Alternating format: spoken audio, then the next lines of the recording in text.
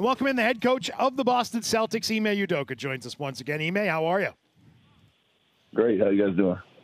We're doing pretty good. I wanted to start by asking you about everything that was going on at the Garden for Kevin Garnett's number retirement the other day, and I know that you were back out on the court after the game to watch that and take part in that and be a spectator and all that great stuff that was going on. Just what was your reaction to being there and seeing that live in person? It was great. It was an honor to see the history and to hear the stories and, you know, be back in the building on such a huge night for Kevin and the organization. But, you know, not being there, being part of it in the past, you see the banners, you see the numbers in the rafters, but being there with the players and kind of watching their faces as they heard the stories and just rubbing shoulders with the greatness was huge for our group. And I know he did a quick run through of the locker room, the treatment room, and all that. How great was that for the guys just to see him? Sort of in all of his, you know, swearing and everything. All of his glory. Yeah. Yeah, it was great. It was.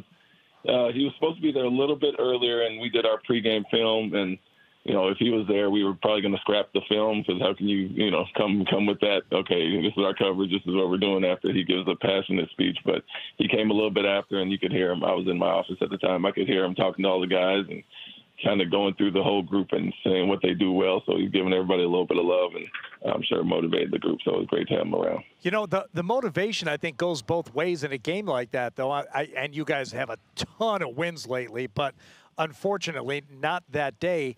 But we were talking about that afterwards. I'm like, you know what? Dallas is in the building, too. They feel the energy. Kevin Garnett is there. Yeah. It's not like they're going to go out there and just roll over. They want to have their best game, too, on a big night for a big player. So I think both teams feed off the energy on a night like that. Yeah, I would say you're exactly right. You know, it was a game we didn't play our best offensively. We still defended, you know, to hold the team to 95. We should walk away with a win as far as that. So we weren't as crisp offensively, and we got back to more of that last night. But you know, I look at the Duke and Carolina game as prime example. Yeah, everybody in the building, Coach K's last game, and Carolina would do nothing more than like to spoil the moment. So Carolina knew it too, and they most certainly did.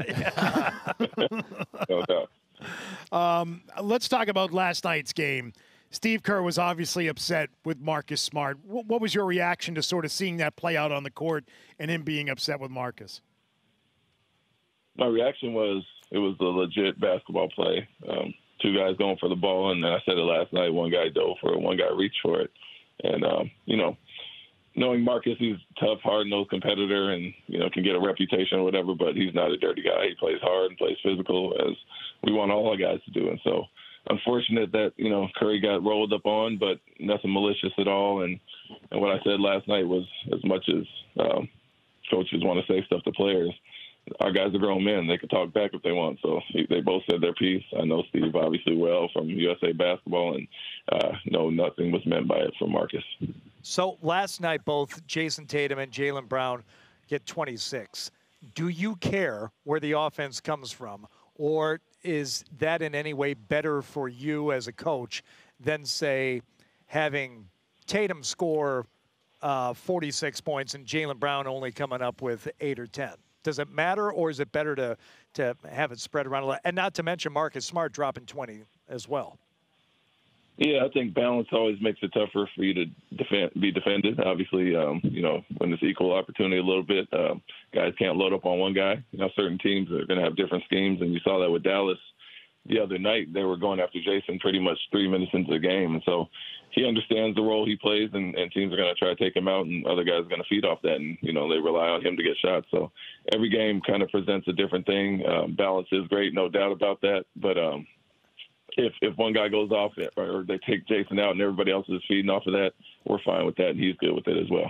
So on the Marcus Steve Kerr thing, was Kerr mad at diving for the ball, or was he mad about the kick at the other end?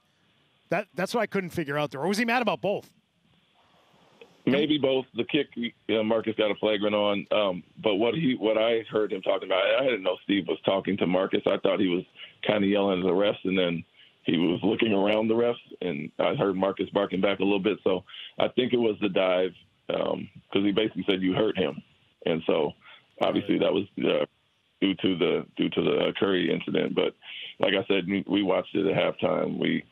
we put winning plays on, part of our edits at time, and that would be a winning play for us, a 50-50 ball where one guy reaches for it, the other guy dives for it. Now, like I said, unfortunately, it got rolled upon, but nothing malicious by Marcus at all.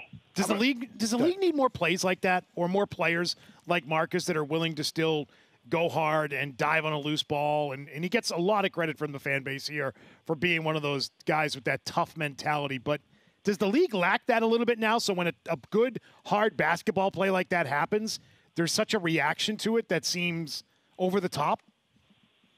Yeah, I would say so. I think some guys do it naturally and some guys don't. And so, I'm on our guys all the time to go get these 50-50 balls. They can make the difference in the game, offensive rebounding, things like that. So, you look at a play like Grant Williams, literally 2, 3, 4 plays before that, diving on the ball, got the jump ball, and he dove multiple times for it. Nobody gets hurt, so nobody says anything about it. But certain guys inherently have that in them, and other guys will reach for it. And so a lot of times the guys that reach might be the guys that get hurt a little bit. So Marcus is going to do what he does, go after balls. And like I said, he's not a dirty player at all. We know that. He's hard-nosed, tough, and physical, but injuring anybody or, the thought that he would do that on purpose is kind of crazy to me.